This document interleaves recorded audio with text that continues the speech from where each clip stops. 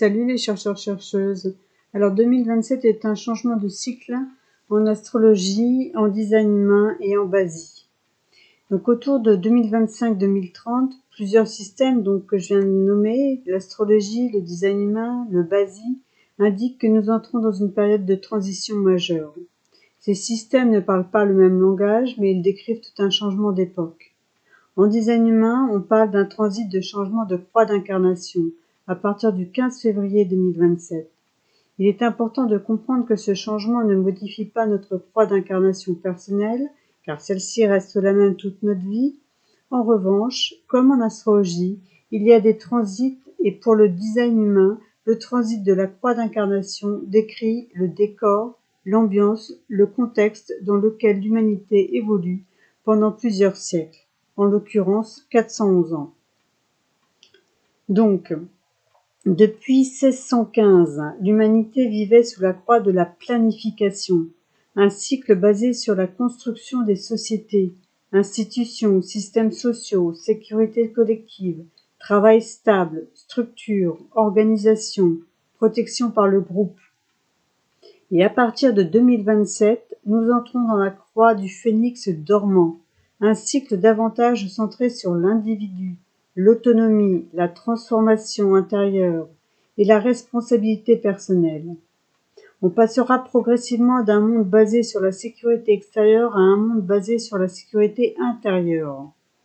Le design humain parle également d'une mutation du plexus solaire, c'est-à-dire une évolution de la conscience émotionnelle humaine. Passer de la réaction émotionnelle à la conscience émotionnelle, de la dépendance extérieure à l'autorité intérieure. Si l'on regarde maintenant l'astrologie, on observe qu'en 2024 et 2026, toutes les planètes lentes changent de signe, Pluton, Neptune, Uranus, Saturne, ce qui correspond souvent à des périodes de transformation profonde des structures sociales et de la vision du monde. En Basie et en Feng Shui, nous sommes entrés depuis 2024 dans la période 9 associée à l'élément feu, lié au cœur, à la conscience, à la visibilité, à la spiritualité et à l'émotion.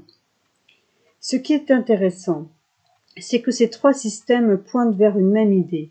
Nous passons progressivement d'un monde très yang, basé sur le contrôle, la structure, la logique, la sécurité matérielle et les grandes organisations, à un monde plus yin, basé sur la conscience, l'émotion, l'intuition, l'individu, la créativité et l'autorité intérieure. Dans ce contexte, 2027 peut être vu comme un point de bascule symbolique, un changement de cycle, un passage d'un mode de fonctionnement à un autre. Car si le monde extérieur devient plus incertain et moins structuré, alors la stabilité devra venir de l'intérieur, de notre capacité à nous connaître, à nous comprendre, à ressentir avec conscience et à vivre en accord avec nos besoins et notre nature profonde.